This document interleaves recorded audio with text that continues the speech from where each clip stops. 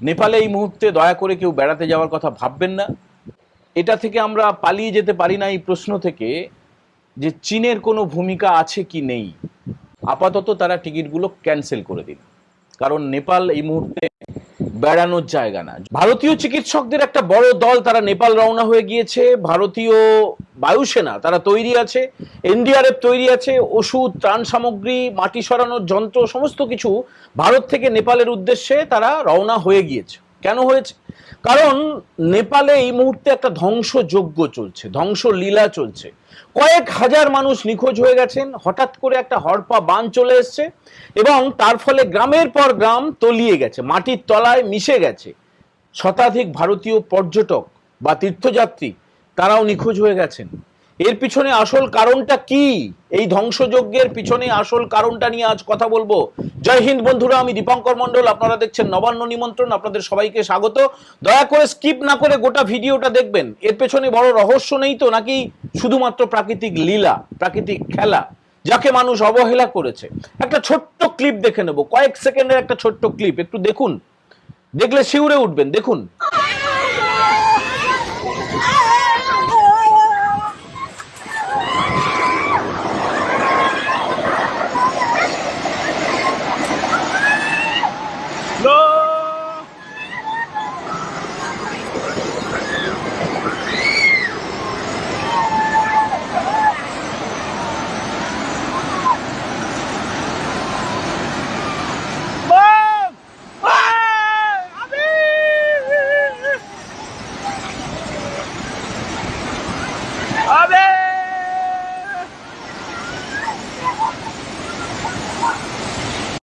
দেখুন, এটা হচ্ছে কোশি নদীর ছবি।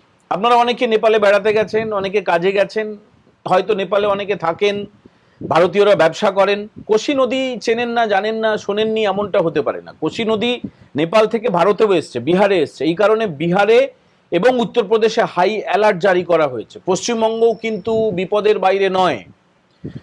নেপালে আজ সকালে যেটা হয়েছে, কোশি নদীতে হঠাৎ করে একটা হড়পা বান চলে আসে এবং তার ফলে, এটা হচ্ছে নেপালের উত্তর নেপাল, রাসুয়া জেলা, সেখানে গ্রামের পর গ্রাম একদম বিধ্বস্ত হয়ে যায়। আর এই যে আর্তচিৎকার, কান্না শুনছেন, তার প্রিয়জনদের নাম করে লোকে বলছেন।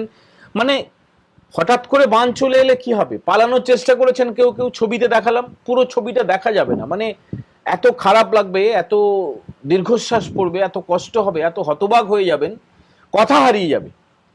মানে জ্যান্ত মানুষের একদম সলিল সমাধি হয়ে যাচ্ছে হঠাৎ করে, চোখের পলক না ফেলতে ফেলতে। মানুষ উঁচু জায়গার দিকে দৌড়ে যাচ্ছেন, তার প্রিয় মানুষেরা তারা বানে তলিয়ে যাচ্ছেন। এটা হচ্ছে রাসুয়া জেলা, উত্তর নেপাল। এবং নেপালের বেশ কয়েকটা নদী কিন্তু ইতিমধ্যে বিপদ সীমার ওপরে ফুঁসছে। এবারে ভারতের কি ভূমিকা, পশ্চিমবঙ্গের কি ভূমিকা, বিহারের কি ভূমিকা, উত্তরপ্রদেশের কি ভূমিকা? তার কারণ এগুলো সব নেপাল সীমান্তে। এইবারে বলি, এই যে ঘটনাটা হয়েছে যেখানে রাসুয়া জেলা, উত্তর নেপাল, সেটা হচ্ছে চীন সীমান্তের কাছে। চীনের যে তিব্বত, সেই চীন সীমান্ত। বলছে, অনেকে বলছেন, মানে কেন কারণ এখনো পর্যন্ত কিন্তু পরিষ্কার করে নেপাল সরকার বা বিপর্যয় মোকাবিলা দপ্তর, কোনো বিশেষজ্ঞ কেউ কিন্তু বলতে পারছেন না। বেশ কিছু সন্দেহ উঠে আসছে। প্রথমে মনে করা হয়েছিল যে কোনো হিমবাহে বিস্ফোরণ হয়েছে, হয় না, হিমবাহ মানে বরফ জমেছিল, সেখানে বিস্ফোরণ হয়েছে। এরপরে অনেকে বলছেন যে হড়পা বান এসেছে, কোনো হিমবাহে ফাটল ধরেছে, কোনো তুষার ধস হয়েছে। আবার একটা জিনিস কিন্তু উড়িয়ে দেওয়া যাচ্ছে না, যে এটা ম্যানমেড নয় তো। নেপাল কিন্তু পৃথিবীর একমাত্র হিন্দু দেশ, হিন্দুরাই সংখ্যাগরিষ্ঠ।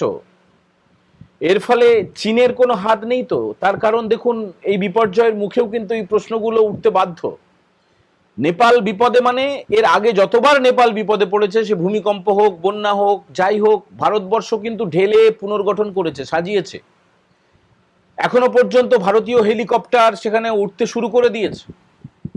বিভিন্ন জায়গায়, বিধ্বস্ত জায়গায় নেপালের যে সেনা, নেপালের যে বিপর্যয় মোকাবিলার টিম, নেপালের যে হেলিকপ্টার, নেপালের যে ত্রাণ সামগ্রী নিয়ে আসা, বিভিন্ন রকমের যান পরিবহন, সেখানকার সরকার প্রশাসন তারা ঠিকমতো কাজ করতে পারছে না। প্রযুক্তির দিক থেকে ভারত অনেকটা এগিয়ে রয়েছে, আর নেপাল পুরোপুরি নির্ভর করে ভারতের উপরে। 3 দিক ভারতবর্ষের সীমান্ত। আর নেপালে যাওয়ার জন্য আমাদের কোনো ভিসা, কোনো পাসপোর্ট লাগে না। আমরা চাইলেই নেপালে বেড়াতে যেতে পারি, নেপালে পুজো দিতে যেতে পারি, মানস সরোবর দর্শনে যেতে পারি কিনা?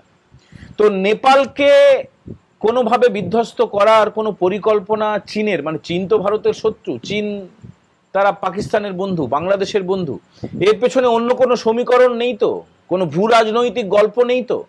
আবার হতেও পারে পুরোটা প্রাকৃতিক, কিন্তু আবার এটাও হতে পারে যে কোনো প্রতিশোধ নেওয়ার জন্য কোনো ষড়যন্ত্র, ভারতকে বেকায়দায় ফেলার জন্য। হয়নি তো? দেখুন, নেপালের প্রধানমন্ত্রী বলেন্দ্র শাহ তার সঙ্গে দেখা করতে পারেননি এখনো পর্যন্ত। সম্ভবত প্রধানমন্ত্রী যাবেন নেপালে, হেলিকপ্টারে করে তিনি পরিদর্শনে যেতে পারেন এমনটা জানা যাচ্ছে পিএমও সূত্রে। কিন্তু তিনি ইতিমধ্যে কথা বলেছেন, ফোনে কথা বলেছেন বলেন্দ্র শাহের সঙ্গে, এবং তিনি সেটা এক্স হ্যান্ডেলে, মানে নিজের প্রোফাইলে, প্রধানমন্ত্রী নরেন্দ্র মোদী তিনি সেটা লিখেওছেন যে নেপালের যে কোনো দরকারে, নেপালের যে কোনো প্রয়োজনে, সেটা স্কুল, কলেজ, বিশ্ববিদ্যালয় বা কোনো হোটেল, কোনো বাড়ি, কোনো গ্রাম, যে কোনো পুনর্গঠন হোক বা ত্রাণ কার্য উদ্ধার করা হোক, অসুস্থের সেবা করা হোক, যে কোনো কাজে ভারতবর্ষ একদম এক পায়ে খাড়া ছিল, আছে এবং থাকবে। তার কারণ নেপালের মানুষকে আমরা আমাদের ভাই বোন বলে মনে করি, আমরা আমাদের আত্মীয় বলে মনে করি। দেখুন, কিছু কিছু ছবি যেগুলো দেখলে সত্যি আপনাদের চোখে জল আসবে, খারাপ লাগবে। নেপালে যা চলছে এখন, একদম এক কথায় ধ্বংসযজ্ঞ, ধ্বংসলীলা। একটা ছবিতে আমরা দেখলাম যে বানের তোড়ে, জলের তোড়ে লোহার সেতু একদম একদম সেই কলা পাতার মোচার মতো, কাগজের নৌকার মতো ভেঙে ভেসে চলে যাচ্ছে। প্রচুর মানুষ ভেসে চলে যাচ্ছে, গবাদি পশু ভেসে চলে যাচ্ছে, বাড়ি ঘর তলিয়ে যাচ্ছে, যানবাহন ভেসে চলে যাচ্ছে, মানে বিভিন্ন গাড়ি টাড়ি এইসব আর কি ভেসে চলে যাচ্ছে। একটা বাড়ির ছাদে একজন যুবক তার জামা খুলে ওড়াচ্ছেন, হেলিকপ্টার এসে কোনো ক্রমে তাকে উদ্ধার করে নিয়ে যাচ্ছে, তবে উদ্ধার করা যায়নি প্রচুর মানুষকে। নেপালের যে সরকারি মুখপাত্র, সেই সূত্রে যেটা জানা যাচ্ছে যে কতজন পর্যটক, 384 জন পর্যটক এখনো পর্যন্ত নিখোঁজ, 291 জন বিদেশি, তার মধ্যে 93 জন নেপালি এবং 105 জন ভারতীয়। 105 জন ভারতীয়, একদম এটা প্রাথমিক হিসেব, আজকে সকালের হিসেব বলছে নেপাল সরকার। এই সংখ্যাটা ক্রমশ আরো বাড়বে না তো? বেসরকারি বিভিন্ন সংবাদ মাধ্যম জানাচ্ছে যে কয়েক হাজার মানুষ নিখোঁজ হয়ে গেছে। হতেই পারে, মানে 50,000 মানুষ ওই গ্রামেই ছিলেন যেখানে এই যে প্রথমে যে ছবিটা দেখালাম, হঠাৎ করে হড়পা বান চলে আসছে। রাসুয়া জেলা, কয়েক হাজার মানুষ নিখোঁজ হয়ে গেছে। নেপাল সরকারের তরফে এই যে রাতে আমরা ভিডিও তৈরি করছি, তখনও পর্যন্ত যেটা বলা হচ্ছে যে 17 জন মৃত। তবে নেপাল সরকারের আরেকটা মাধ্যম বলছে যে 55 জন মৃত। ভাবতে পারছেন, সরকারিভাবে বলা হচ্ছে। আর কয়েক হাজার মানুষ যে বিপন্ন, কয়েক হাজার মানুষের যে খোঁজ নেই, সেটা নেপাল সরকারের বিভিন্ন মুখপাত্র, জেলা প্রশাসনের বিভিন্ন কর্তা, তারা বিভিন্ন সংবাদ মাধ্যমকে বলেছেন। আন্তর্জাতিক সংবাদ মাধ্যম বিবিসি, রয়টার্স, বিভিন্ন, এগুলো আমরা খুলে খুলে দেখেছি। সেখানে নেপালের যারা মুখপাত্র তারা যেটা জানিয়েছেন যে এই মুহূর্তে এই যে নেপালের উত্তর অংশটা পুরোপুরি বিপর্যস্ত। কেন্দ্রীয় স্বরাষ্ট্রমন্ত্রী অমিত শাহ তিনি বিহারের মুখ্যমন্ত্রীর সঙ্গে কথা বলেছেন, পশ্চিমবঙ্গ সরকারের সঙ্গেও যোগাযোগ করেছে কেন্দ্রীয় সরকার, নবান্ন সূত্রে এইটুকু আমরা জানতে পাচ্ছি। এবং বিহার, উত্তরপ্রদেশে হাই অ্যালার্ট জারি করে দেওয়া হয়েছে, পশ্চিমবঙ্গে এখনো হাই অ্যালার্ট জারি করা হয়নি, তবে কয়েক ঘন্টা পরে সেটা জানা যাবে যে পশ্চিমবঙ্গের অবস্থাটা কি, পশ্চিমবঙ্গ সরকার কি করতে পারে, কি না করতে পারে। নেপালে যে ভারতীয় দূতাবাস রয়েছে সেখান থেকে একটা হেল্পলাইন প্রকাশ করা হয়েছে, তার কারণ ভারতীয়রা যান সেখানে, বেড়াতে যান, তীর্থে যান, কাজের জন্য যান, প্রচুর মানুষ তারা নিখোঁজ হয়ে গেছেন, যাতে করে ওই হেল্পলাইন নাম্বারে ফোন করে কোনো যোগাযোগ করা যায়, কোনো খোঁজ খবর নেওয়া যায়, ইত্যাদি ইত্যাদি। কাউকে এখনো উদ্ধার করা সম্ভব হয়নি। দেখুন, এই মতো পরিস্থিতিতে ভারতীয় বায়ুসেনা যে তৈরি থাকবে সেটা খুব স্বাভাবিক। ত্রাণ সামগ্রী, ওষুধ, মাটি সরানোর যন্ত্র, এগুলো যে পাঠানো হবে সেটা অত্যন্ত স্বাভাবিক।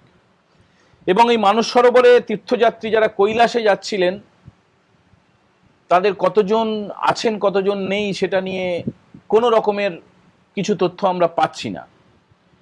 যে কথাটা আমরা আবারও বলছি, অত্যন্ত সিরিয়াস কথা, যে হিমবাহে ফাটল হতে পারে, তার কারণে হড়পাবান হতে পারে, বিস্ফোরণ হতে পারে, কিন্তু এটা থেকে আমরা পালিয়ে যেতে পারি না এই প্রশ্ন থেকে যে চীনের কোনো ভূমিকা আছে কি নেই।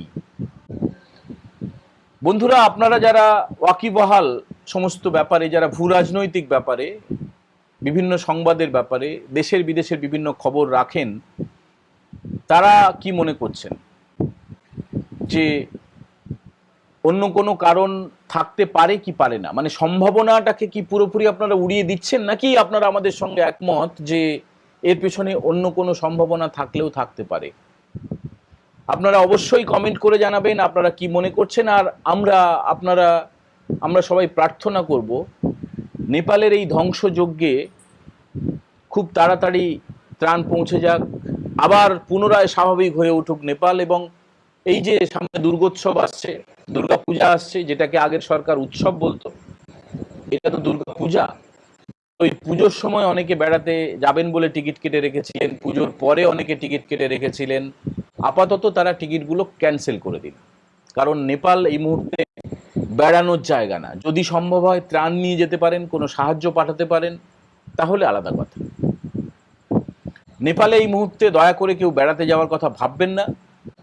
সবাই ভালো থাকবেন। আর যারা প্রথমবার দেখছেন, নবান্ন নিমন্ত্রণ চ্যানেলটা সাবস্ক্রাইব করবেন। যদি মনে হয় এই ভিডিও আরো বেশি পৌঁছে দেওয়া দরকার, একটু লাইক করবেন, শেয়ার করবেন আর হাইপ তুলে দেবেন। আজকের মতো এই এপিসোড আমরা এখানে ইতি করছি। জয় হিন্দ, বন্দে মাতরম।